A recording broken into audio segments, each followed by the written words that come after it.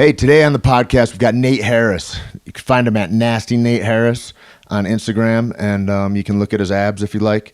He's a very handsome gentleman and a savage on the mats, high-level purple belt.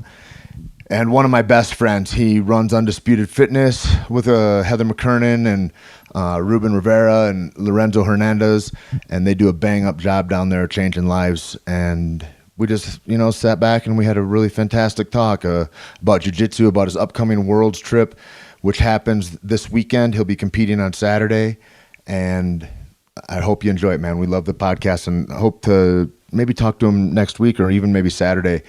We can record another one. But it's Nate Harris. I always want to thank my sponsors. I want to thank my Bloody Maria, one of the best Bloody Mary mixes that I've ever tasted, made with green chili, which is a lovely indigenous fruit, vegetable, I think. High in vitamin C, antioxidants, and only found in the Rio Grande Valley of New Mexico.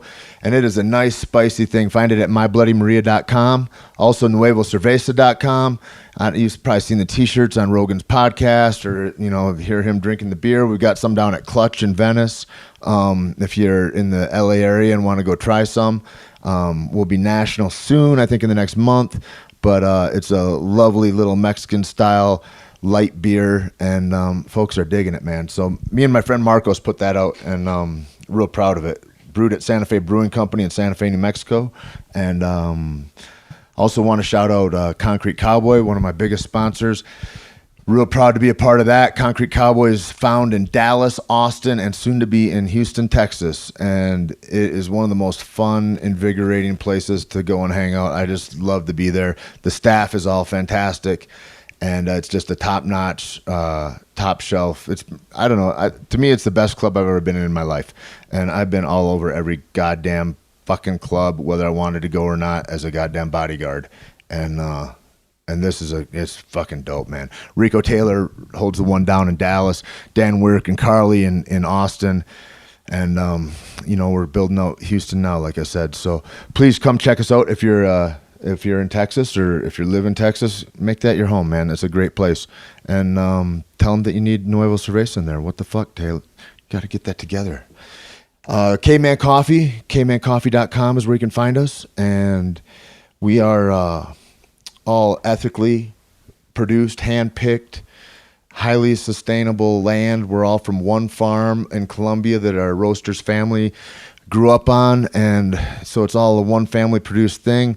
They send it to us in New Mexico, and then we roast it here. Lacey just toured the facility down there when she was on her last film, and it's just beautiful. The pictures she came back with are fantastic. You can find a blog up on cavemancoffee.com about it, but there's a lot to, if you want to know anything about us or products, what we got coming out. We got a great line of stuff, and please come check us out at cavemancoffee.com. Onnit.com, of course, you already know. Love those guys. Appreciate all the support. Thank you very much. And thanks to the Float Clinic down there in Torrance, man. Love those boys. And enjoy, man. Enjoy this podcast. It's a lot of fun. And thanks to Nate Harris for coming out, man. At Nasty Nate Harris on Instagram. Like I said, you can like all his abs, his takedowns, and strangling people. And he's goddamn funny, too. You're going to love this. All right. Thanks, guys. Bye.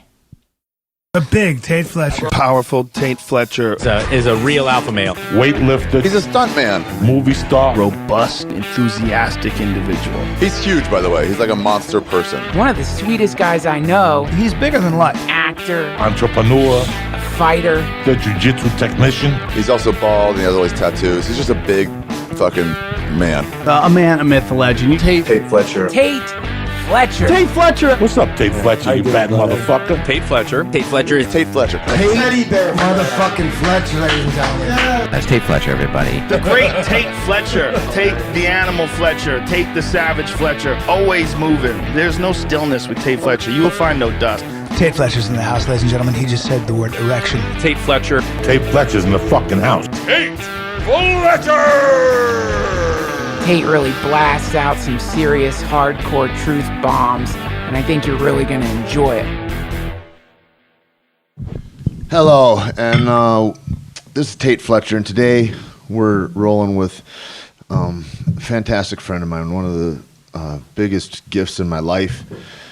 Nate Harris, who is a purple belt, I guess. I feel like that's sandbagging a little bit. In jiu-jitsu, fucking top level guy, and really fantastic, and really like and also I'm in Santa Fe, New Mexico.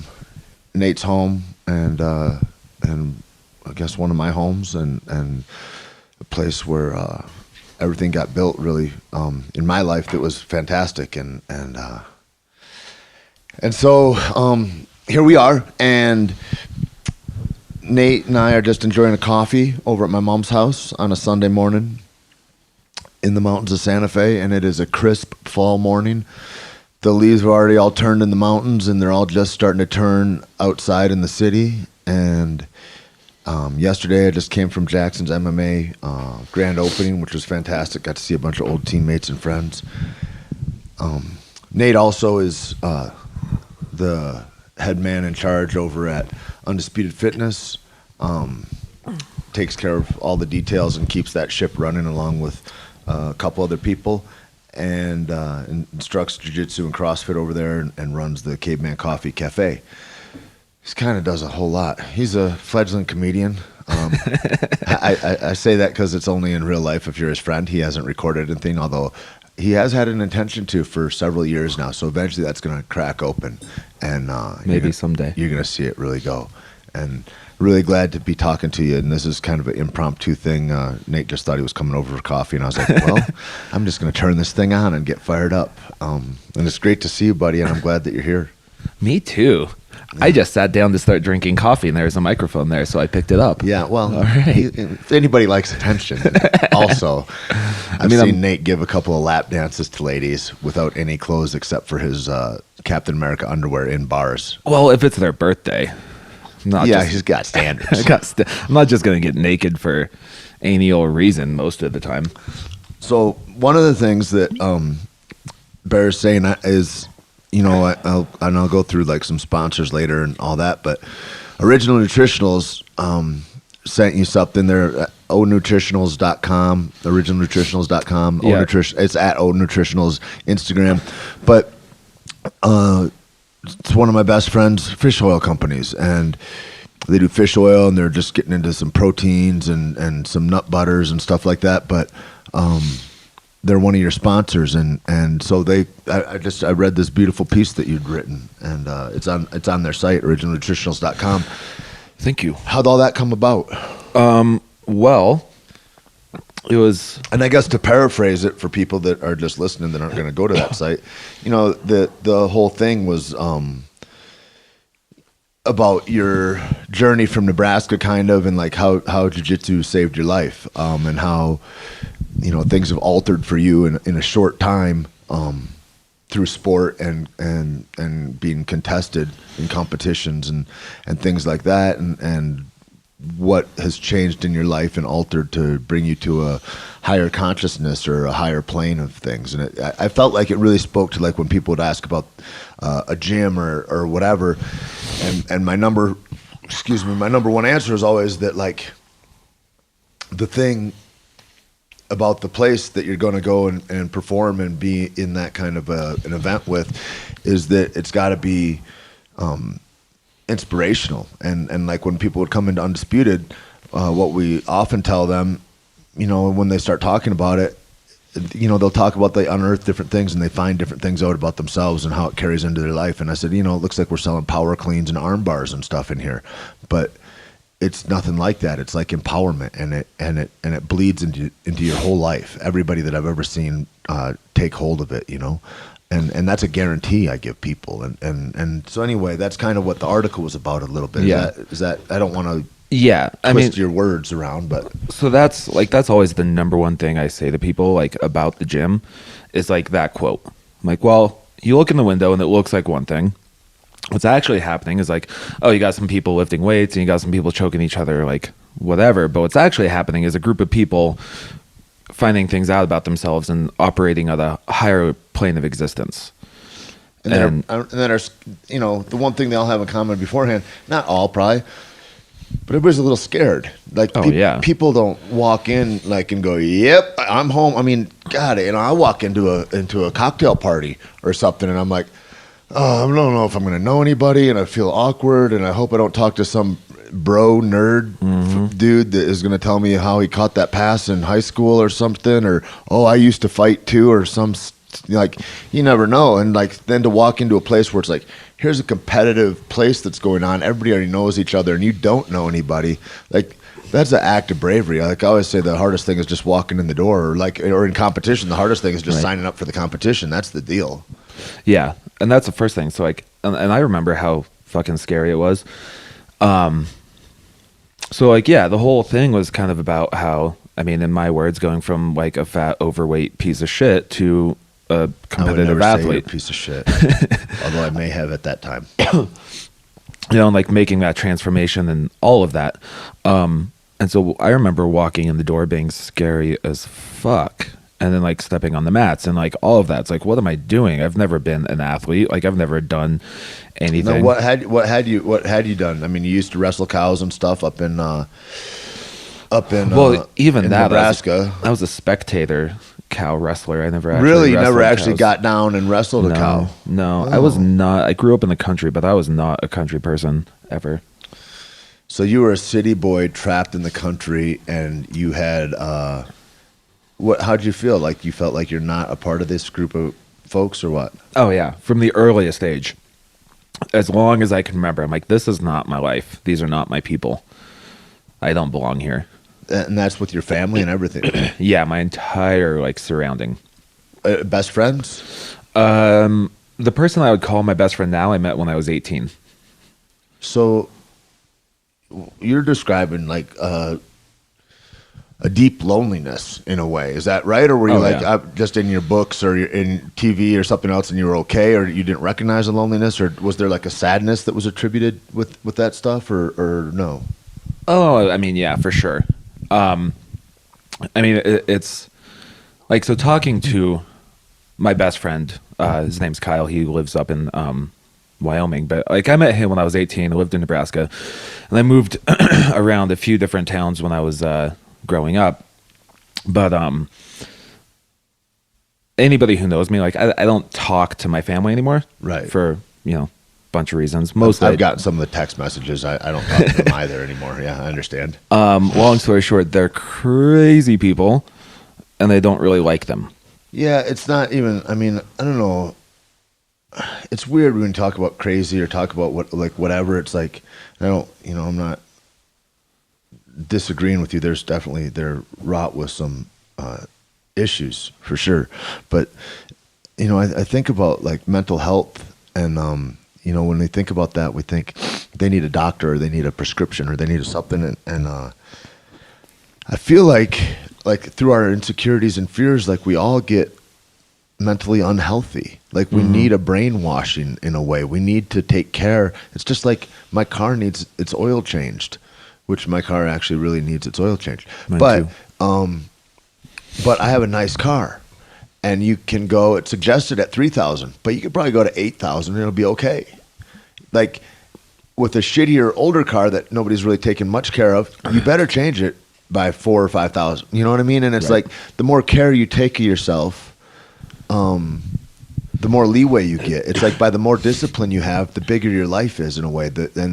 And all those things. And I think that people when I've had the worst mental health of my life has been when I've just sought to be free, retired, and by retired I don't mean from fighting or anything like that. I mean retired from life. Like, no, I'll just collect a welfare check and things are gonna be okay, and I don't have to do anything except sit around all day. That was my goal, and that was from when I was a little kid. I mean, I might have been in 5th grade when I first thought that, and I thought, when can this be over? Like all this shit, people wanting my fucking spelling class, I didn't want to do mathematic problem. I didn't want to do anything, and I wasn't inspired, and I certainly didn't see like, oh, there's an awesome kick-ass way that adults are behaving. I'd love to be like those adults. Right. Like I just didn't. There was none of that, and so I was like, where can I check out to a little island somewhere or something like that? And I was looking for that escape early on, but when I stopped doing that and I got involved in life and I just started saying yes to life more and going, I'm going to get involved with this thing, and like. All the guys I've been talking to lately, they go, my one rule is I say yes. I get asked to do something, I say yes. And all the people I know that are hyper successful, they say yes a lot. You know, that's one of the biggest things that goes on, and I think that's a real benefit. And then the more I'm careful and disciplined about who I hang around, well, hell, then the people that are offering things, the things I'm saying yes to, are get better and better and better. Yeah.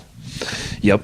Yeah. So like the whole thing like about my family, like I'll explain it to people, but I never ever expect anybody to fully understand. Because I'm like, most people, even if they've got beef with their family, at the end of the day, it's like, well, it's still my family. They're still my family, and I love them regardless. And like, I don't have that at all, like even a little bit. So I'm like, I'll kind of explain it. I don't ever expect people to understand. I don't think that I'm completely 100% unique in my position, but you're pretty unique, though. I would say. I mean, I've known a lot of families, and you're in a different case than a lot of people, and I only know a little bit. You know, I only know a little bit from some of the interactions that I've had with four now of your direct family, and it's you know, well, 3 and then 1 by marriage. Anyway, goddamn, they all contact me. And so I mean, it's bad enough. Like, I don't really block people unless you're mean and shitty. Like, if you're mean or say something mean about my friends, that's how you get blocked on social media and stuff. And I don't really have any tolerance for it. I'll be like, oh, look how dumb you are, and then block, and that'll be it. And I don't think about it anymore because I don't like negative stuff in my head, so I don't listen to it. So for, you know, the majority of your bloodline to be blocked, that means you're in a special case. Then, you know what I mean? Yeah. And so I don't know, like the best way for me to put it is because people are still like, well, they're your family, you should talk to them. And I'm like, you don't really understand. I'm like, the best analogy I can use is like, imagine you had this really weird neighbor growing up, and they were always there. They were always in your life because you lived right next door to them. Right. So you saw them every day. You grew up with them. Right. But there's never a connection with them. You were never like, God, that's an interesting way to put it. Those are my people. You know, it's like they're a little off, but they're my people. They live on my block. If I wanted to ride home from the football game after school, I could get a ride home with them. Yeah, but you're never like those are my people. It's they're like having a barbecue. You might eat at their house. Right. They're weird people that you don't really like. And the second that you were old enough and you're like, cool, I graduated high school, I'm an adult, I can go out into the world. Crazy, man. Like, you're going to take that opportunity and like, cool, now I don't have to see those crazy people I grew up next door. Well, no, what do you think? Do you think that they're actually? I mean, crazy is the word I use. But like saying like, do you think that like what you know? I mean, you're a super fucking smart guy. You're one of the guys that I go to for advice when I really admire you in the way that your critical thinking is. And do you think that they're like actually sick people through a mental disturbance of some kind that is out of their control, or do you think that they're just so sloppy at taking care of their life and being accountable and responsible for their lives and actions that they end up feeling like a pinball that's in a pinball game? I think it's a combination of both, combined with the lowest level of intelligence I've ever seen in somebody. So then, pretty close. Are you going to also become crazy, or that's the? I mean, do you worry about that? Then you go, if they're crazy, that's a hereditary thing. Do I have this crazy in me? Do you ever think that?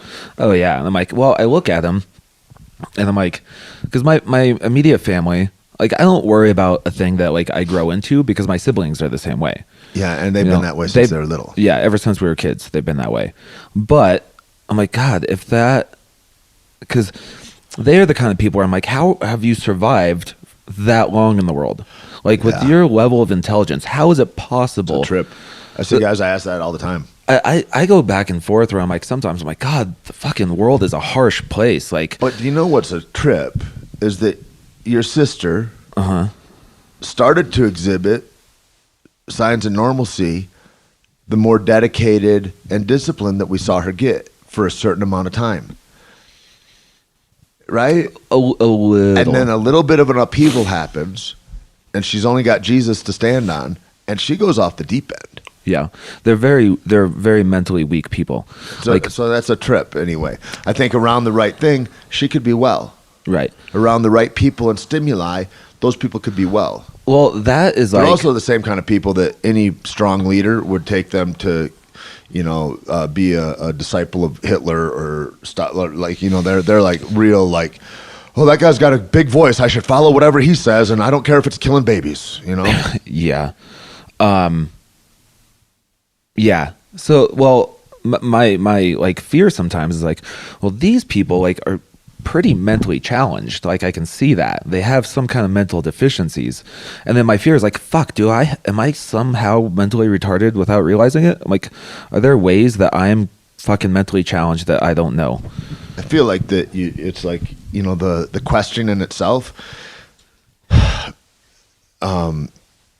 begets the answer in that way, I feel like just in that, like, it's like the ego, I think, in a way, like where I'm questioning, like, was I just a fucking asshole there, or was I just standing up for myself or whatever? And when you start to go over and anytime you suppose that you might be wrong and you think about that, I think that's an important thing for a person to do. And I think people that are on the other side of that never occurs to them. I think that there's that too, it's like, it's that self-reflection, I think, that sets us apart from our old selves in a way. Like you keep trying to get a little bit better than you were. Yeah. It's like that's something I tell everybody, or anytime somebody's like, oh my God, all of these people I come in contact with are this way, or every time it's this way, or every person, like I only date crazy people. Like, why am I so attracted to crazy people? Right. I always tell them, or, like I have a friend who's like, gets in fights. I'm like, well, they always start it. Right. And I would say, when I was like 24, 25, I was talking to a friend, and I'm like, fucking dude, all the women I date are crazy. Like, what? Why is that? Why do I only attract crazy women? And as I said it, I stopped and thought, okay, all of these women, these supposed crazy women that I'm dating, have absolutely nothing in common except for me. Right. You're the common denominator. So I'm like, oh, it's a huge thing for a man to look at. It's a huge thing. Maybe I'm the crazy person. Well, I had a buddy when I was, I guess, a little younger than you. Not a buddy. It was a dude that I'd listened to a lot of tapes of his. Like, he would do like group speaking and stuff like that. And he was telling a story to a guy. And he goes, I'd been married. I don't know if he'd been married 3 times or 4 times or something. And he's like, the last one was just moving out. And I was telling my friend, who was a woman, about it. And like, God, this one, she's a real nutter. She's over the top. You wouldn't believe this one. And she goes, you said that about the last 3 also. And this guy, and he says it, and in the meantime, I've been doing all this work on myself. I've been really trying to grow. I've been becoming accountable in all facets of my life, and this and that. And she said one thing that just fucking ran me cold. And she says, did you ever think that the problem wasn't them? And he said, that hit me like a bullet. And I just go, it had never occurred to me. That thought had never entered my mind. And I knew that I was both fucked, and that I was both on the road to recovery, on the road to being able to look at things in a different way, which is all that we need to do. We need a new experience with life at all these different junctures. Otherwise we get the same life we've always had. Mm-hmm.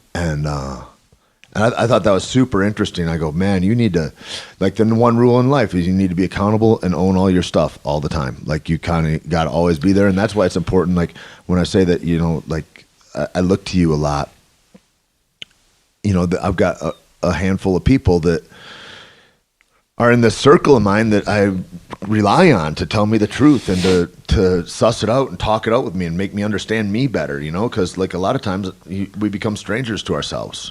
Yeah, you get lost in it. Yeah. I mean, it's interesting. Yeah, that means a lot, because, I mean, you are the person who has taught me everything. Come on. I always say, like, I was pretty much a completely blank slate in, like, 2008. Like, when I started jiu-jitsu, like, when I started Undisputed, I'm like, I was kind of nothing. Like, and that kind of was covered in the blog I wrote. It was like, I had nothing. Like, I was just going through motions of like random jobs, drinking. Like, I didn't know much. And then starting jiu-jitsu and starting CrossFit, I was like, okay, this is a purpose. This is something to work towards and like to work. And so what was your life before that? You were empty. You were at the newspaper, right? Yeah, I was working. I was like a dock supervisor at the night shift at the newspaper, which basically entailed, it was the easiest goddamn job I ever had. But I stood outside all night yelling numbers in Spanish to the little Guatemalan guys, telling them how many newspapers to put in people's cars. And then those people would go deliver the newspaper. And when you say little Guatemalans, that's not being racist. It's just Guatemalans are short in stature. They're smaller people. Yeah. I'm 5'9", and I was a fucking giant in that job. It's funny too. Like sometimes the easiest jobs or the jobs that quote make sense are the worst jobs for us spiritually, like in a soul way. You know. Yeah. One of the things like I can't help but roll my eyes at, like when I ask people, I'm like, oh, so what are you doing? They're like, oh, I'm going to go to school. I'm like, for what? They're like, oh, like business administration or something. I'm like, and what the fuck are you going to do with that? Like, that sounds dumb. They're like, well, or they're like, well, no, maybe I'll find a job in an office somewhere. I'm like, God, that sounds boring as fuck. Right. And they're like, well, I have to be realistic. I'm like, and my response is always, if I lived my life according to what was realistic, I would probably still be drinking myself to death in Nebraska. Well, and isn't the best part of life that it's unrealistic? That like the best part is the fucking the unknown magic of it all. Yeah. Like that's the best part. When I get in the mundane, realistic part, man, that's like skim milk. That's not real flavorful. Right. Like, you know. Yeah. That's boring as fuck. Boring. Like that's monotony. And yeah, it's an interesting thing. Like guys would say that about fighting, and they'd go, man, it's just such a hard way to make a living or whatever. And they're talking about the physicality of it and everything else. And all I ever think is like, I always go, well, what do you do? And they're like, well, I'm an accountant, or I'm a high school teacher, or I'm and that sounds hard to me. Like, oh, yeah. To sit at a desk and be hunched over and be in not very great shape because you're not moving physically all the time and accrue ailments that you wouldn't have because you're in this sedentary position. That sounds like death and monotony and shit that I can't do. I don't have the head for it. I was a loser. I would kill myself if I had to do something like that. Like I should have been a lawyer. I should have gone but there's no way I couldn't achieve in those circles. Like I wasn't able to do that. And I think about a high school teacher, I think maybe that would be cool. Like that would be the dopest part about it, is to be able to do that. But to fight the administrations and things like that is such an uphill battle, and you're in this system that is broken. And I'm like, I don't know that I could do that either, like, because if I wanted to do it, I would want to be magic at it. I would want to be like the couple of guys when I was in school that like touched me to be better than I thought was ever even possible. And, to inspire that kind of hope. And I would be afraid that it would beat down my soul to the point where I would just be mailing it in and being like, just got to get to my 40-year mark or whatever it is that you look for, Yeah. Well, there's other ways. There's other ways to be a teacher. I'm a teacher in different ways. Yeah. And that was like a big thing that like sucked when I was growing up because, I mean, Midwest, normal, simple life. And like my dad always drilled into me. He's like, just get a normal job, just work and get married and like, do that regular 9 to 5 until you retire and like all that shit. And so I'm living a life being raised based on like what's realistic. But also I want to add my favorite story about your dad, who is a sweet and kind man. Was in the Navy for a couple decades, for a long time, right? No, he was in the Navy for like maybe 4 or 5 years during Traveled the 70s. The world though, all over the place. Yeah. And he'd never been to a not that this is a mark of like, being very cosmopolitan or whatever, but never been to a Starbucks or any other kind of coffee shop besides the gas station for all that time. He'd never been into like department stores like that, or he'd never so here's like this guy that's been super, what I would think of as worldly. It's like you go to the Philippines and Australia but like you're in all these spots, but also with your consciousness in such a way, it's easy to go to all those spots and not see a damn thing. Yeah. Because you're so, I mean, it's like we had fights in Hawaii one time, and it's so cool, man. You get to go, and it's one of the places that's not like really run amok with the fuckery of corporate domination and McDonald's and fucking high fructose corn syrup and bullshit that's on all the chain restaurants that's everywhere. They don't really have as much of that in Hawaii. It's like you're in a more natural state, and I was like, cool, we get to go to some of these places. We'll probably have island hog and like whatever, you know. All the eggs are from the chickens that are on the island. It's, it's dope. And we're with Henry, and he's like, And we're like, well, where should we go? Da, da, da, da, da. And then we're like 6 guys or something. He's like, well, we should just go to that Applebee's because we know what that's like. And it's like, holy fuck.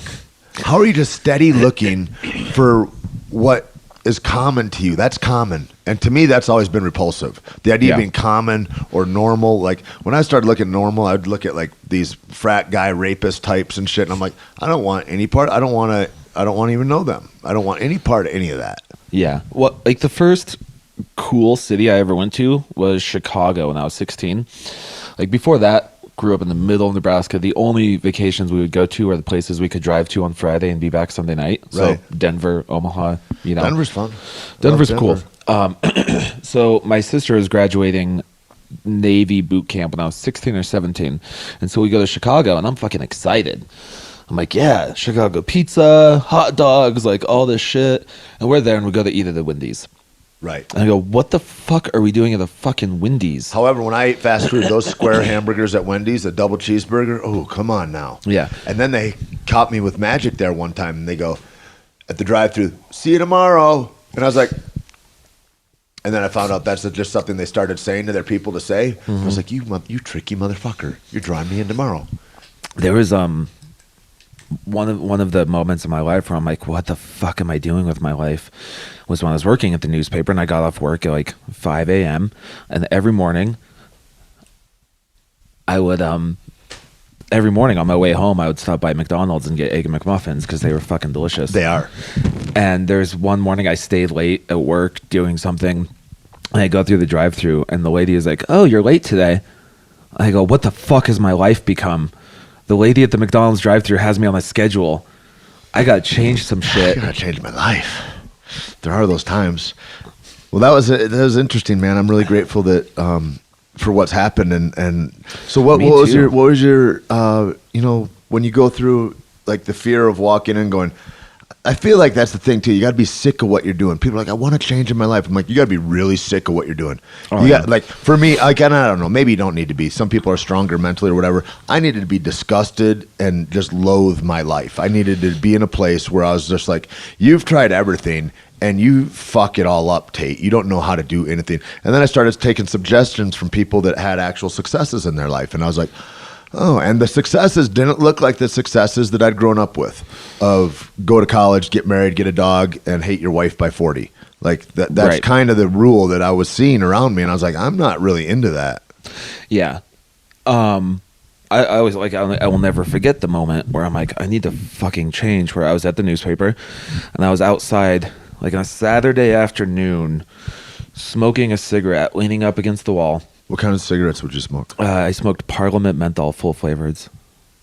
Yeah. I didn't even know you were an English woman. Anyway, go ahead. And I look over and I see my reflection in the mirror and I see the cigarette and the gut and just being disgusted. I was like, that's fucking gross. I'm gross. Yeah. It's hard when you look at somebody, like I see somebody smoking now and I'm like, so you're wanting to pretend like your head is on fire or something. Like it just looks like so out of nature in a way. Yeah. And the vaping is worse. If you do that, stop it. Yeah. Please. Stop You look it. ridiculous. It's the same reason I don't text and walk. I didn't know until I saw a guy texting and walking down the sidewalk. I'm like, that is an unaware douchebag that is not connected to shit in his surroundings. And anybody could run up and get him right now. I'm like, I'm never going to text and walk again. Get to where you're going and then go to the bathroom and take a dump like a gentleman and text or check all your emails. Yeah. Yeah. So then I think it was like maybe a couple days later, I went back into the gym and started doing the cardio boxing class. It's crazy how it starts, isn't it? It's so crazy. What about in competition? I remember the first time I started doing competitions, like, and I think it was more than, because I'd fucking done a lot of stick fights. I'm so proud of that. And like Arlen Sanford and like him forming the Stray Dogs, which was the very toughest and roughest chapter of the Dog Brothers. There's no Dog Brothers that could touch us. I say that with a lot of, it's baited, guys. It's baited. Come get some. But it was an incredible feeling to be able to do that, and a freedom and like a direction, and to be able to harness power and to be able to appreciate the seconds and being ultra present, or else you're knocked out. Like all that stuff that I learned in that first fight, and then the next several hundred that I'd done after that, it's just like, man. But when I was carrying a flag for jiu-jitsu and I was going to competitions and slaying dudes, nothing made me prouder. I remember at the Hickson Gracie International in like, I think it was like maybe 2001 or two, I don't know. It was a long time ago. And I took a double gold as like, I finished all 4 guys in my weight class, and then I finished 5 guys in the open, and it was awesome, man. Like I just, nothing felt prouder. I go, you're a real competitor now. And I was like, it was the first time I'd actually done something that I'd really worked for in a huge way, where it's like, oh, this mattered. Like I could achieve other stuff, and I was like, but it was easier, this or that. But this is something that I paid daily attention to and was disciplined at and got a result. And I was like, that's huge. That changed my life. For sure. Yeah. That's like maybe having your hand raised, one of the best feelings in the world. One of the best. And especially like for me, because like jiu-jitsu was the very first thing I think like I was ever good at, or like that I could have been good at. Maybe because it was the first thing I ever worked at, and that you liked, and that I liked. You know, you're probably hella good at riding a bicycle, or like whatever. You know, like there's other things that come up, but we're like, nah, everybody does that though. But here's this uncommon thing that not everybody's doing, and also part of it is you see how hard it is because you see everybody quit. I mean, how many guys have been in the room that you've been doing jiu-jitsu how many years? 7. Long time. Yeah. The fucking thing is, how many guys have stayed and how many guys have walked out the door? It's like not even close. No. You know, if you got 30 guys that stay or 100 guys, if you got 100 guys that have stayed and like your gym has 100 guys in it, there's maybe 10,000 or more than that probably, that have come in, tried it for a day or 3 months and quit and never returned again. Or even like a year. Yeah. I mean, then that gets a little bit more rare. Obviously. So when did you separate from being a hobbyist to going, I want to be a competitive athlete. I want to be a real athlete. Because I'd see all these hobbyists. I see hobbyists that get black belts now, and I think it's stupid. I think I'm against it completely. I feel like it's a slap in the face to actual competitors out there. But that's a whole nother topic. Right. We can draw on that later, maybe. I would say probably my second tournament. Because my first tournament, I was like, you know, the first tournament I did for fun and just like to kind of see and because everybody was doing it, you know, it was like, right. It was encouraged. Like, well, no, like, I mean, the way we started like competition was a part of jiu-jitsu. Yeah. You know, like it's crazy. When I started the school and I was like, well, I guess I'm not fighting anymore and we're going to start this school. It was like, well, what, it's like when Arlen started teaching me stick fighting and I knew all the stuff that had made me me, that had given me the life that I had. And I go, I'm not going to give anything less to any of these fucks. Mm-hmm. And so any guy that would come in and it was going to be hard. I knew you were going to quit anyway. So fuck you. That was kind of my attitude. And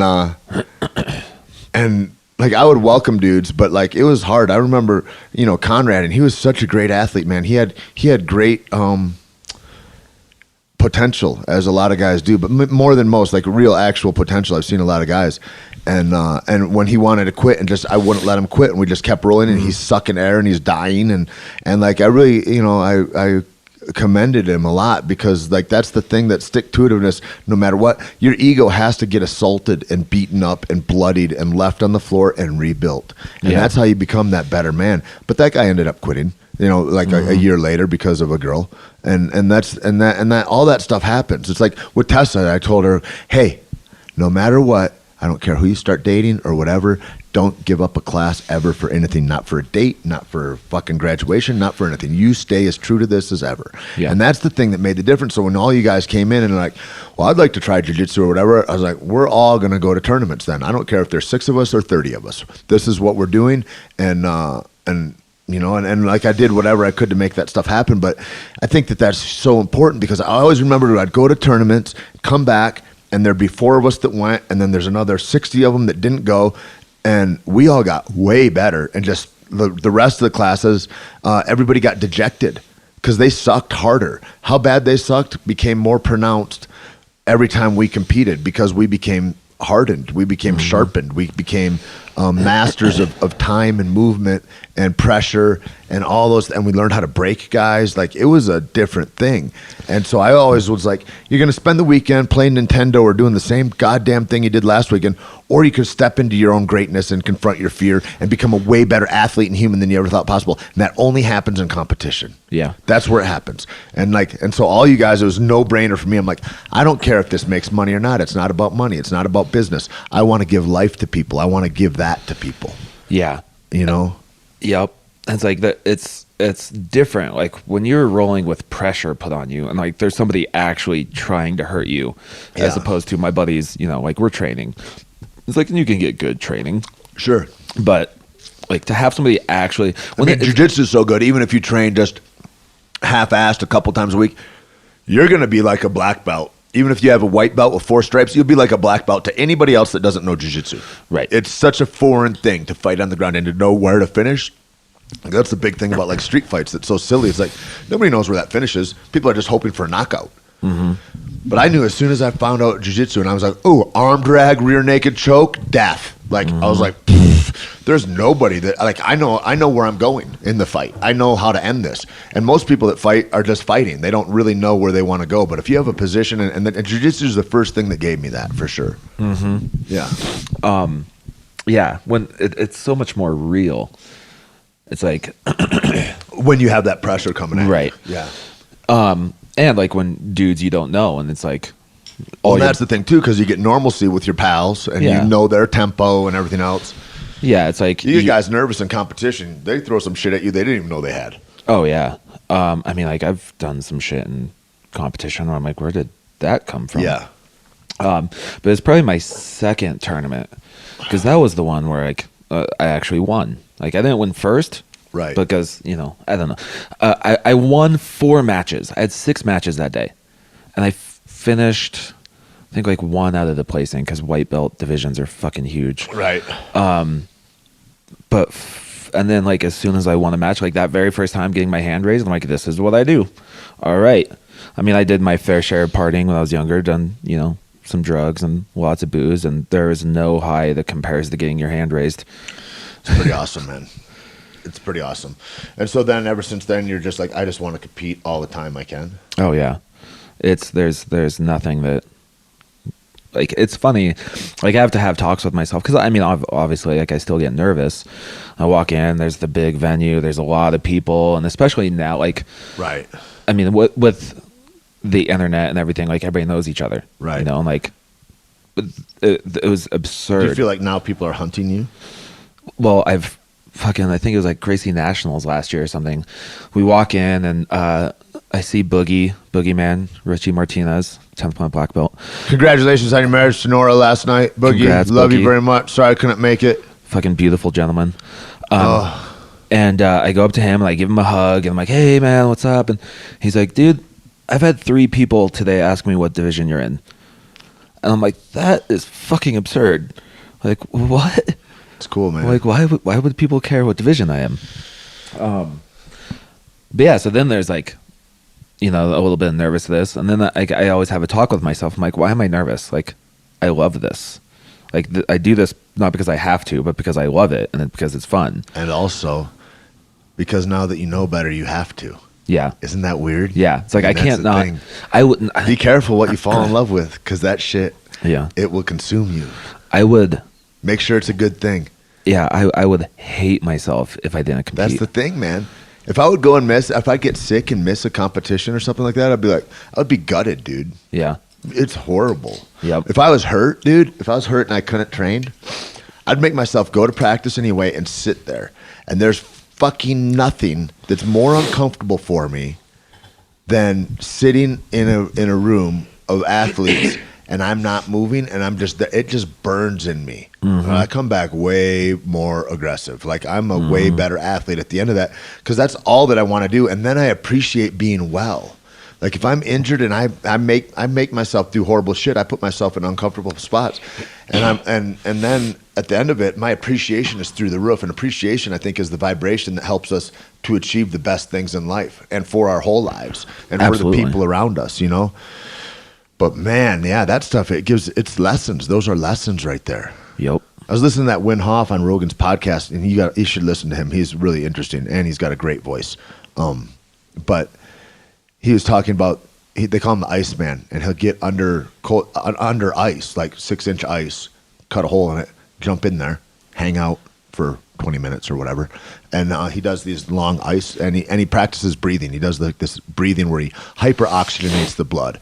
And he talks about, done regularly, you can raise your endocrine system, you can alter your physiology to create an immune system response that is way stronger than anything else. You can, he's done tests, they've done medical tests where it'll reject poisons, the blood will, like toxins and stuff. Like, it's crazy. He hiked Everest with just his shorts on, and he's taking a group of people up to do it in January again. Crazy. Really wild, right?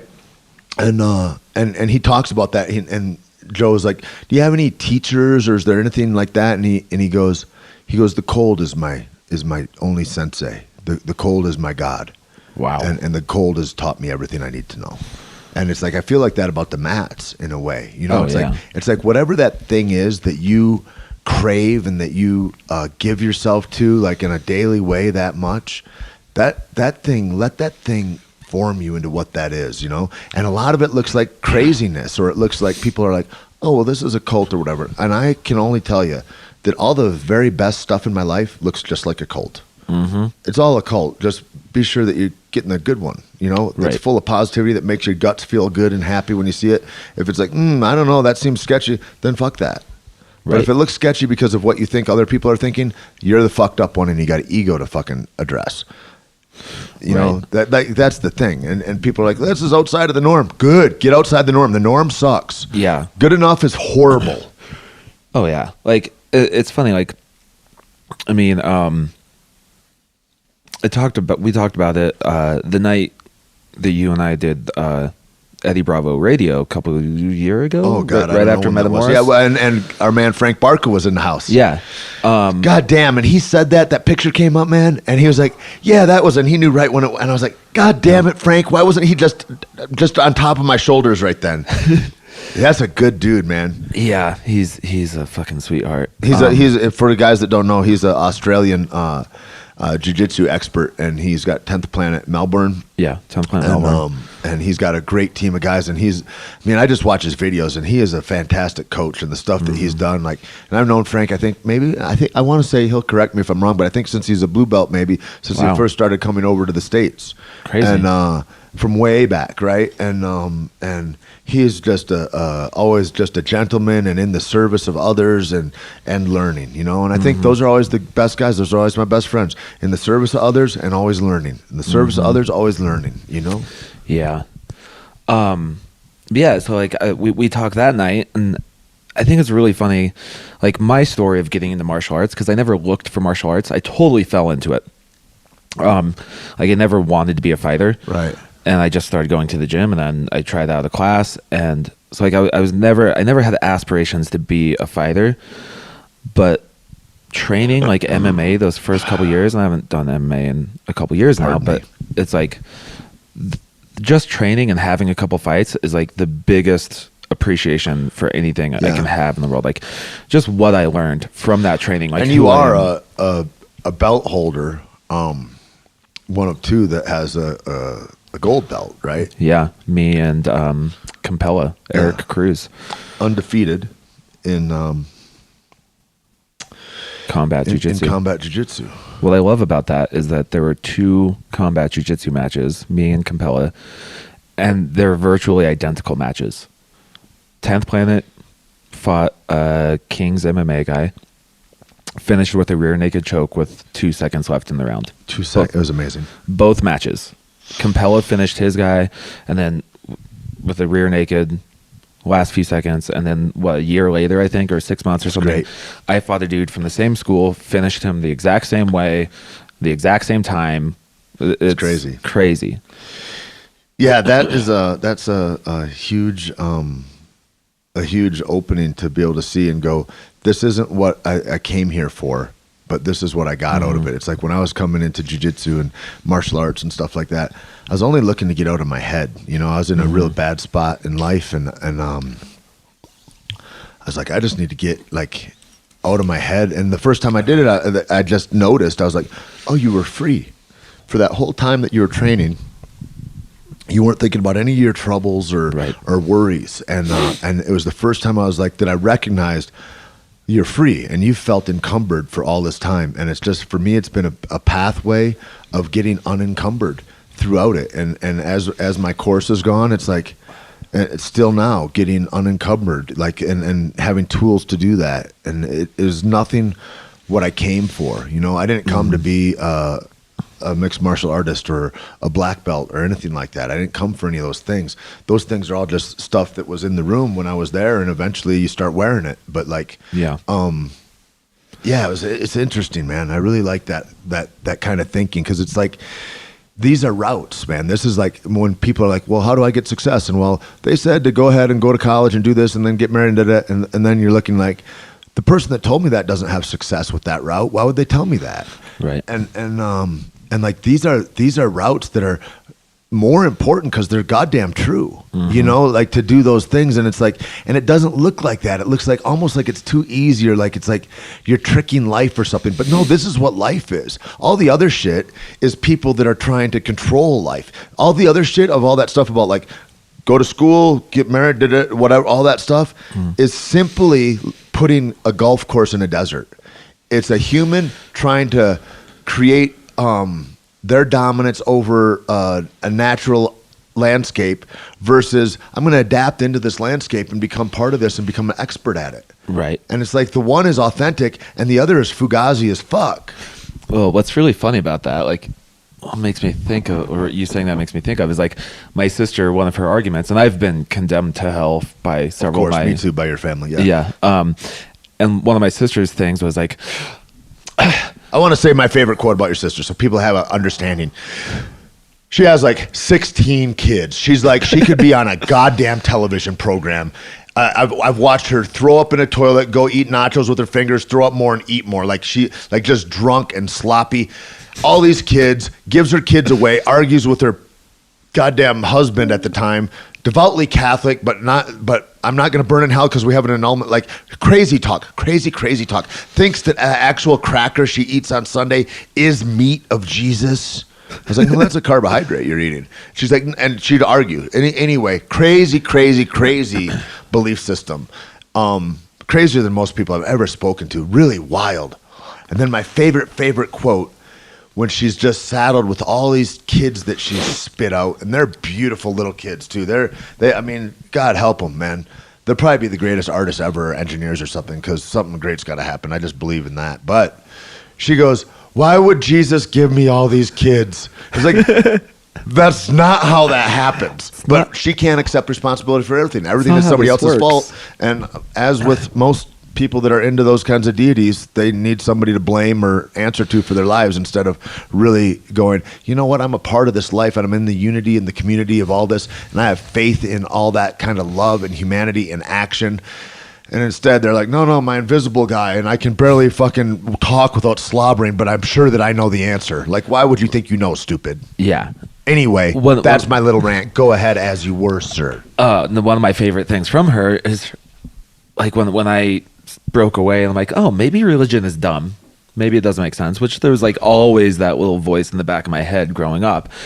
But she'd be like, Tait brainwashed you. And Tait just, you brainwashed you into not being Catholic and all this anymore and blah, blah, blah. And I'm like, really? Because Tait is the first person to ever be like, hey, maybe you should think for yourself. Maybe you should question things. Like, that's kind of the exact opposite of brainwashing. Yeah. A little bit. Whereas, I mean, if you just look around and you're willing to notice and not be scared and go, okay, it's like me. Like, I don't drink. And I don't drink because I get really bad results when I drink. And I've proven that to myself a whole bunch of times. But every time I go through any kind of work and where I go through and I look at my life and I do written work around it and whatever, I look at it and I go and I consider, and I try to meditate on it and go and make it as real as I can make it in my imagination. What would it be like if I went out and I went to a bar and I just had a few drinks? And I walk myself through that process and I think about what that is. And it's like, and it's frightening to do because I've had such horrible goddamn results with it. I don't like to consider it. But you've got to consider it. Like, you've got to consider all of it. Like, I try to consider all of the things of my past that I thought were right because I've been wrong so often in my past. To think that I'm 100% right now would be really ridiculous. Like, I've got to consider again. You've got to always be in consideration of those things, I think, as a human. You know, that I guess that's my point with it. Like, I'm not saying that I know. Like, maybe Catholics got it locked, but it just seems silly when you look at it in a different light, maybe. Yeah. You know, but I don't know, but you don't know either. And if you are having results in your life like that, you don't know much. And so I'm not going to believe what you're doing. Right. That's the thing. Like, I always steer clear of the people who know. Yeah. I'm like, you can't possibly know. You know, it's Right. like the atheists are just as dumb as the devout religious people. Yeah, I agree with that too. I'm like, you're all dumb. Like, you're saying that you know for a fact. Like, no, science, according to science, there's no way God could exist. You know what it also is, I wonder, is if it's like something like folks that like to argue. Do you know what I mean? It's like, well, you want to argue about the unknowable instead of being like, here's what my heart thinks or here's what my experiences have shown me. You want to argue about an unknowable thing. I'm just not interested, man. Yeah. Like, maybe you're right. I don't know. Yeah. Good luck. Like, I would rather, you know. But I'm certainly not going to hurt anybody based on a belief system. Exactly. You know what I mean? I'm certainly not going to go ahead and make a poor decision that's going to hurt my life or my community based on a belief system. You know, Right. and that's crazy. Yeah, and that's the thing. I'm like, they're both dumb. I will give more shit to religion because I haven't seen atheists kill a whole bunch of people in the name of They're not science. very organized. They're just like, we're doing our own thing. Yeah, like I've seen religion be the cause of most death in the world. So I'm like, Yeah. maybe Even if you that's get not like great. Ted Kaczynski type outliers, like the guy that had a whole manifesto and he was going to send mail bombs to everybody or something like that. Even a guy like that, I don't know if he's an atheist or not, but I would imagine he probably is. That guy can't do in a lifetime what any of the big three, the Jews, the Christians, or the Muslim, any of them on one single day has done to decimate populations. Like, you just can't compete with those kinds of numbers that they put up as far as carnage and death and rape. Like, you just can't. Right. Like, you know, the only guy that maybe came close is like Genghis Khan. Yeah. But you're talking about a warlord that's a marauder to come close to these people that are talking about divinity. That's disgusting. Right. And also, like, kind of missing the point, religion. Right. I don't know. Anyways, so what's next you got coming up? In a week, me and quite a few people from the gym are going to do IBJJF Nogi Worlds. Perfect. And then a week after that. And that's is that the 11th? The 7th. Okay. Saturday and Sunday next week. In Long Beach. In Long Beach, Yep. yes. It's the first time I've done IBJJF since the purple belt. I think I'll be there. That's fucking dope. I'm excited. It's pretty dope, man. Yeah. It's huge. It's huge. It's a shit show, kind of the way the divisions are. Not weight divisions, but the separations of jiu-jitsu and the different schools and different things and all that. And you know, that organization in particular has done more divisive than inclusive. You know, it's like they started off like the you know, like they wanted to own, like Carlinhos wanted to own jiu-jitsu, you know, to the point where it's like, we'll go ahead and sue Renzo or whatever, who's maybe the very best guy in the MMA world. Like, I know, like, goddamn, Renzo Gracie, I love you so much. What a master and what a guy to learn from. But it's like there's all these divisions, but also the IBJJF, it's like the best, best of the best. The guys go there. The only bummer about it is, you know, the time constraints and the points and the referees. The referees oftentimes, maybe 30 or 40% of the time, decide the fight on whether that sweep counted or not or whatever. You see, like, you really, if you're going to go into those tournaments, you really need a coach. It would help if you had a Brazilian coach, and to be vocal and really paying attention, because guys will not get points they deserve. Guys will get points they don't deserve. All that stuff happens there, man. Yeah, that's why I I posted the picture when I registered. I'm like, oh, I'm doing Nogi Worlds. And then one of our buddies, Vinicius Agudo, black belt, Caveman Coffee sponsored athlete, liked it or commented on it. And he's a ref for IBJJF too. So I tagged him. I was like, Vinicius, I'm going to request you for all my matches. Exactly, right. Make sure it's fair. That's a cool, positive guy. I like him a lot. Yeah. I was like, I need to make sure that I'm not getting discriminated against for having 10p on my rash guard. I don't speak Portuguese, so you got to help me out, brother. Yeah. But the whole thing about that, and there's a lot of people, they're like, oh, fuck IBJJF, the rules are dumb, or this or that, or blah, blah. I'm like, be that as it may. They're like, we're going to boycott. We're not going to compete. I'm like...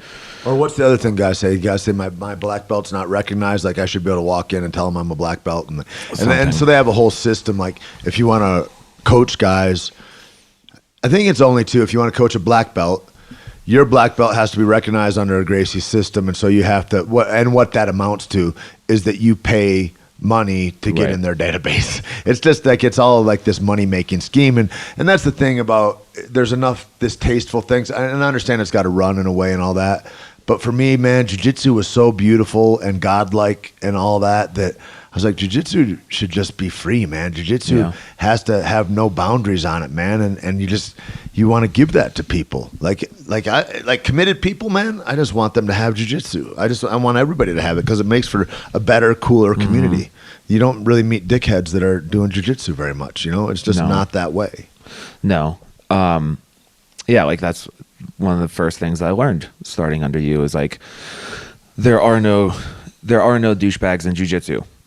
Douchebags can start, they come in, but then that alters them. But then they either can't handle it and they leave, or they change, or they get cool. Yeah, that's true, man. You put yourself under the fire, man. It's like the fire changes you. Yeah. It's like when Hoff is saying, like the cold molds him into who he is. Mm-hmm. But as far as like IBJJF goes, a lot of people that go, I'm not going to do those tournaments, like because of the rules or whatever. It's my mind, it's the most prestigious medal you can have, though. Exactly, and I'm like, whatever. Like, I'm a competitive athlete, and I have to, maybe not have to, but like in my mind, I have to be able to compete under any rule set. Right. Like, of course, sub only is the best. Sure. It's like that. But if you only compete at a Gracie Nationals or something like that, or I only compete at Grappler's Quest, or I only compete at, like, you have a singular thing. I only compete at Naga. There's only certain guys that are there. You got to go to Denver and go to Fight to Win. You should fight. That's one of the best tournaments out there. That's awesome. It's one of my stacked with people. Favorite. And Colorado is so thick with talent. Like so many talented schools. All those Eastern schools. All the guys I started with, all black belts. They've all got schools. There's like 15 of them. Like, it's badass, man. Yeah. And so you're in the fire there. There's a lot of tournaments you walk into and you're like, yeah, this is going to be whatever, But like those places, you better put your big boy boots on. And like that's what the Pan Ams and the Mundials are like. Is like that's there's a lot wrong with it, but also when I went through those categories, is like you're going through 8 guys today. Mm-hmm. And they're going to be all the best guys in the world. And those guys, it means enough to them. It's not like they're in their hometown like, oh, we're in Rio Rancho and we just drove across town. It's like these guys all spent money to come from Brazil, from Florida, from wherever. They're about it, man. They're about it. They're not like, well, I would do it if it was easy. No. The competitors that go there, those are competitors that built it in, and they're like, this is going to be my life. I'm planning for this to happen, and this fucking matters. And it's not like guys mailing it in the way they do in a lot of local tournaments. Right. It's different. And so like that's what I had this conversation with a couple people. I'm like, regardless of what you think about BJJF, it is the most prestigious tournament that like a purple belt can do. Like besides ADCC, sure. But like that's the greatest. That's the greatest 16 people in the world. Whatever. Right. But like for the normal everyday guy, it's the most prestigious tournament you can do, and I want that title. Yep. So I don't give a fuck about the rules. I'm going to do that tournament. Yep. And then even like to take it a step farther, I was registering, and I'm 30 now, so I could do masters. Yeah. And I was registering, and I looked at the brackets. I'm like, oh, there are 7 people in my masters division, or 40 some in the adult division. I'm like, wow, I could do masters and I could have 2 matches and then be a world champion potentially. Yep. But I'm like, fuck that. See, like, a lot of guys do that. A lot of guys make that choice. I'm like, I can't, me personally, I can't have that. I'm like, my view, and people have always said, they're like, well, dude, whoever gets their hand raised at the end and has a medal. Sure. Like, I'm not after a trinky, like a shiny fucking trinket. Like, Yeah. I'm not after a medal. I'm after what the medal represents. And it's cool to go against the best guys that are out there, and those guys are in the adult division. you Yeah. know? I mean, and not to take away their savages in the Masters division, for sure. I guess I've never fought in one. Right. And I was over 30 for more than half of my submission matches that, it's like, but I was just like, I want to go against the most and the best guys. And these guys are the guys that are those guys. Yeah. You If know? I'm going to be a world champion, I want to fucking like be legit. Not like world champion wink. Like I want to be a legit world champion. Like I had 6 or 7 hard fought fucking matches to win the first. Like that's what I want. Yep. Like I'm not after just. And it tests your endurance. It tests your body. It tests your mind state because you're up and down so much. All the emotion and all the adrenaline and everything that goes into it. You got to control your body, control the cortisol in your body, know how to relax. You got to become a master of those things in that kind of fire, to do that. Yeah. It's really super important. And I really want to say on the topic of tournaments, if you run a jiu-jitsu tournament, Right. please look at how Seth Daniels does Fight to Win and copy that, because that's my favorite fucking tournament. Like that dude, He does it right. Seth does it right. Like I love that tournament. I always look forward to going to that tournament. Like it's so smoothly ran. It's so organized. It's fucking He's the guy that hit awesome. me up that asked about that super fight that Jeff Monson can't do or whatever. And I was like, I can't do it, but I'll maybe find somebody that can. And so we'll see what happens. But like he's a guy that he's one of the most honorable and upright promoters too that's out there. Like he's a guy that he really cares. He's really into jiu-jitsu. He trains and he rolls, and he's a good man. He's a solid dude. Yeah. I really appreciate what he does, because that stuff, guys do that. It hatches out of nothing, and they're like, I guess I'll do that. And they built that. Like those guys, you gotta like the Brian Simmons that built grapplers. You shake that guy's hand, know who that is. Like those guys changed history by doing those things. I watched a documentary the other night. I forgot who it was by. They're making a new documentary, but it was called Jiu-Jitsu in SoCal. And it's like a year old. And it had on the mat your Scotty buddy, Nelson. Scotty Nelson. He was in it a lot. Chris, Because he is a G. Chris Howder, Yep. like all those guys, and like talking about, that was one of the coolest fucking documentaries I've watched. I have to watch it. All the dudes are like, oh yeah, I was rolling in the garage with Hoyler in '78 and this and that. Like the dudes who started in the '80s. I'm like, fuck, I can't imagine that. It's amazing. Like those guys, I remember getting videotapes from like, it was like, Bob Bass and Rick Williams, maybe? I don't know. There were 2 cops down in South Bay or whatever, and they had the first jiu-jitsu tutorials I ever saw. And I was like, okay, and it's like, and they're on videotapes on VHS, and looking at those, and like it's just like all that stuff. And that was all the beginning in Southern California. Where did Brazilians want to live? It's the only place where the water was flowing, really. And then all the wrestling and all the hard wrestling came out of the Southwest and the Midwest and started to come up that way. And it's really been a phenomenal explosion, the whole way the sport has changed. What do you think about that? Like that whole thing, we touched on it earlier, where I've heard a lot of guys say it,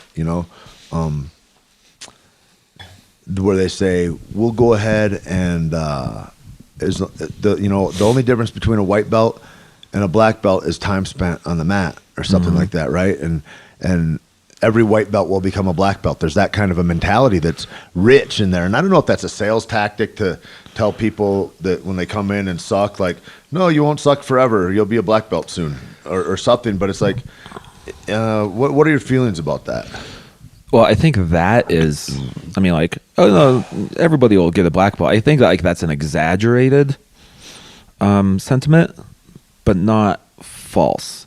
Because I say, I'm like, the only reason that I'm as good as I am, and I'm not saying like I'm great. I was thinking about the other day. I'm like, I've been training for 7 years. Like, I compete in advanced divisions, but I'm still in like my infancy of jiu-jitsu. You're new. Like, I consider myself very brand new to jiu-jitsu still. Yeah. Especially like when I watch documentaries like that, and like dudes have been training for 25 years and crazy, shit. Right? Those guys are amazing. But like the only reason that I am as good as I am is because I never quit. It's like that I just kept going. I'm like, I love this. It's fun. It's a release from the world, like you were saying. Like the only time like I'm not feeling anxious about doing something is like when I'm rolling. Right. You know, it's like, oh, there's shit I need to do, or this or that, or I fucked up. It's like, no, as soon as we slap hands, it's like I'm fully 100% present in the situation, or else I'm getting choked or armbarred, or like there is no room for any thought about anything else. And so I just kept going. And I've never been like gifted at athletics or anything. Like I've never been especially good at physical things. But you never tried or put effort into it either. True. But I still think like I'm not special in any way, and I just got good, right? Because I always felt too. I just kept going, like I just didn't stop. Yeah, you know, like I've rolled. I was like, there'll be guys that are better than me, but I'll outwork them.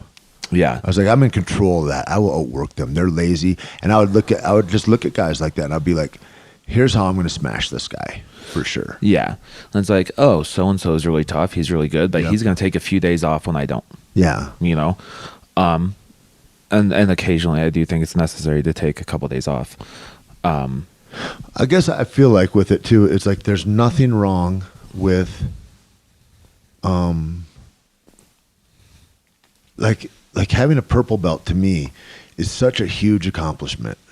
And I think that whole thing of looking at a black belt belittles what that is. Mm-hmm. Like what I always say, I don't say fucking everybody will get a black belt. I don't want everybody to. No. I don't think everybody should. And I don't think there's very few guys that deserve it.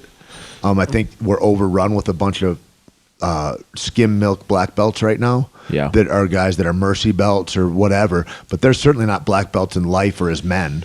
And even guys that are competent. I think if guys are 19 years old or 20 years old, man, I don't know that dude's a black belt, really. I don't think that I feel like there's just not enough life. I think life and jiu-jitsu, life in the mats, it's convoluted, man, and they have to be in collusion in some degree if you want to say he is a master and here's a black belt.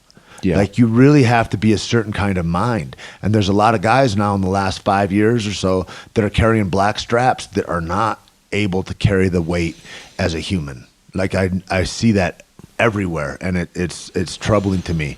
And I just think it's sad. I think it's missing the point, and I think it's instructors that are wanting to placate their long-standing students or maybe some of their best students, and they're like, and then they're saying the wrong message. They're saying, well, the goal is to get a black belt. That is not the goal. If the goal is to get a black belt, then you're in the wrong sport. You're doing the wrong thing. The goal is not to get a black belt.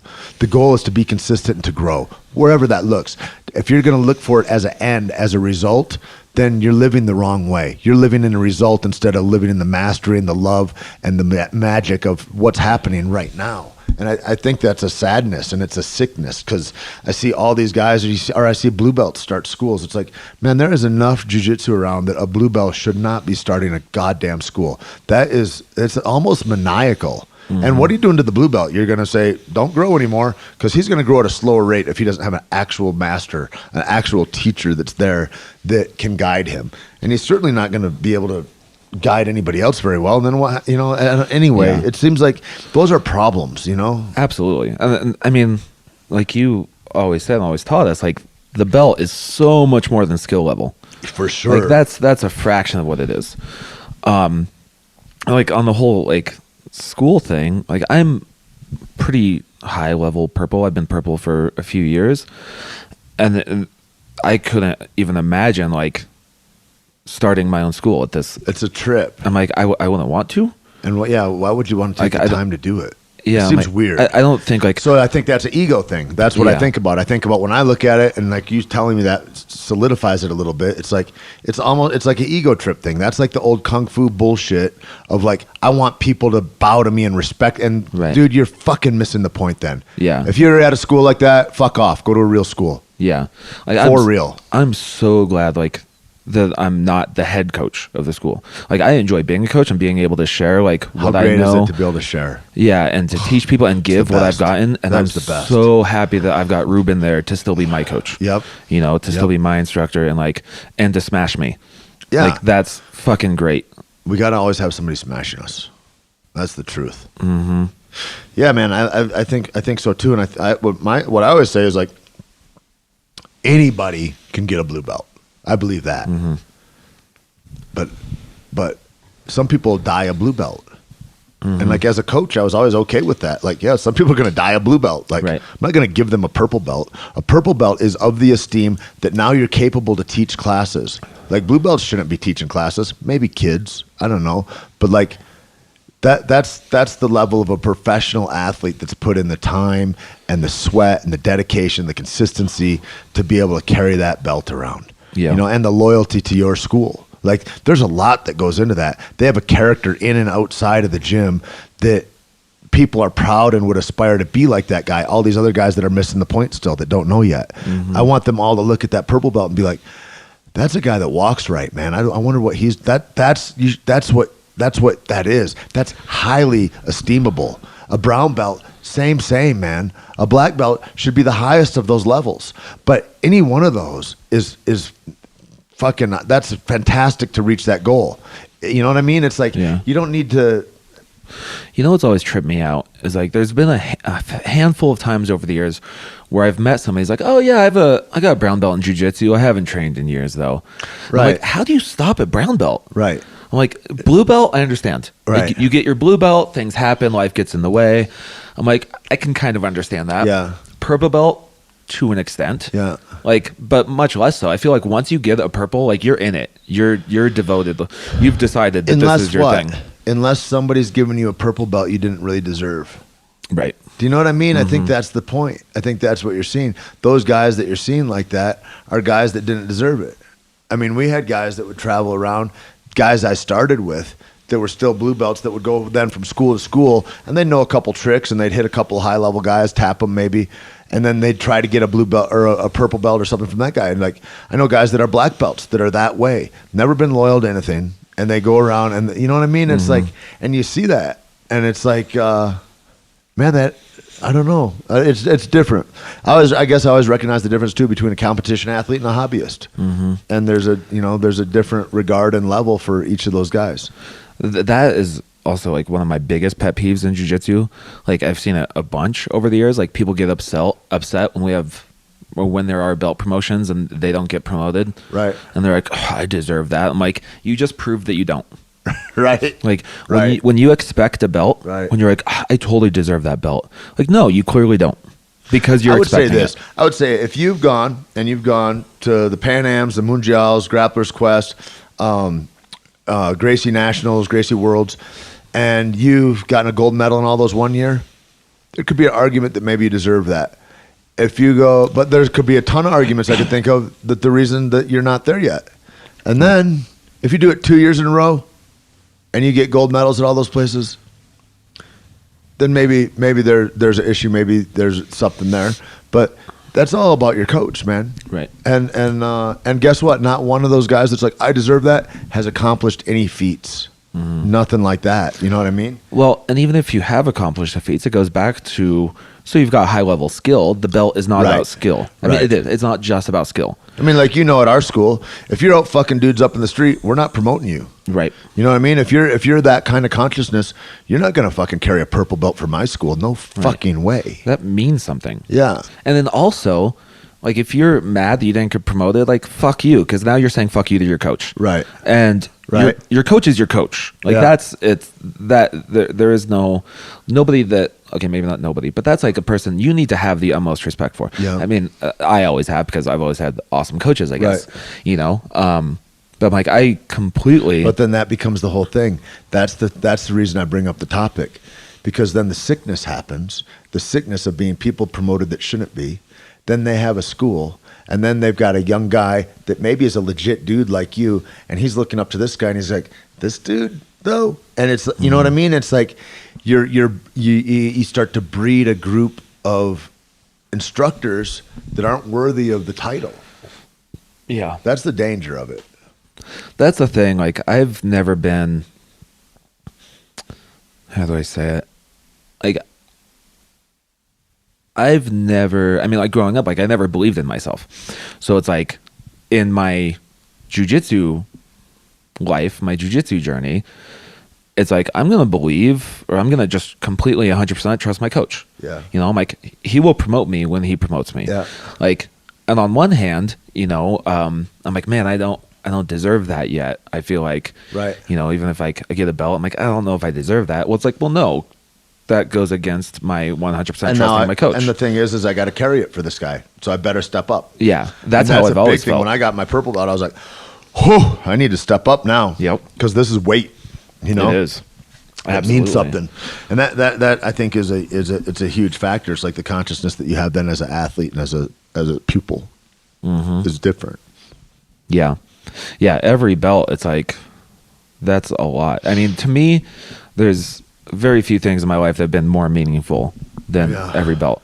So I'm like, I'm not in a hurry to get anything. Also, the other thing is I think when you and Ruben and I were talking and you know, and I'm fleshing out my ideas on it, and I go, the other thing is if I'm a coach and I'm promoting a guy rapidly and he hasn't won all those tournaments at every belt level, if you haven't won all those at a white belt and I give you a blue belt, then I've robbed your chances to be a champion at a white belt.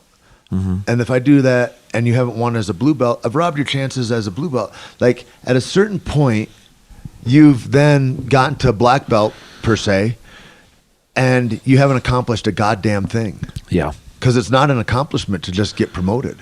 Yeah. It's an accomplishment to go out and slay in competitions. Well, and that conversation was another thing that made me really grateful to not be the head coach. I'm like, because I can offer up my opinions on things. Yeah.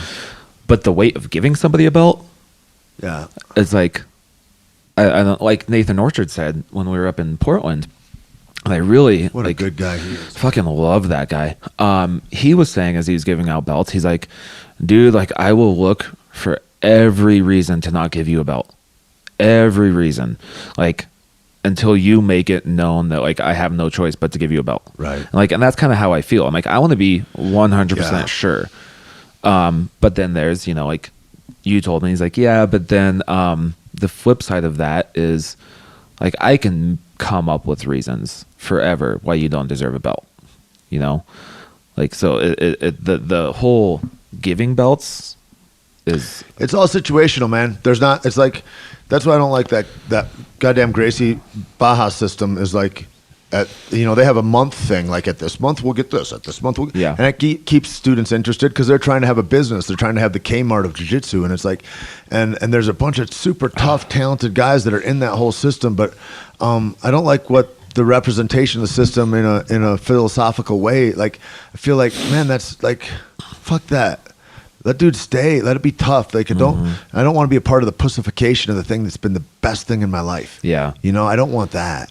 Yeah, this is what's supposed to set us apart from the rest of society. For sure. And that's still really how I look at it. And it means something to me, and I want it to mean something to all the guys that don't know any better, that it should mean something to them too. Yeah. It's up to me to show them that, you know, that's my role. Yep.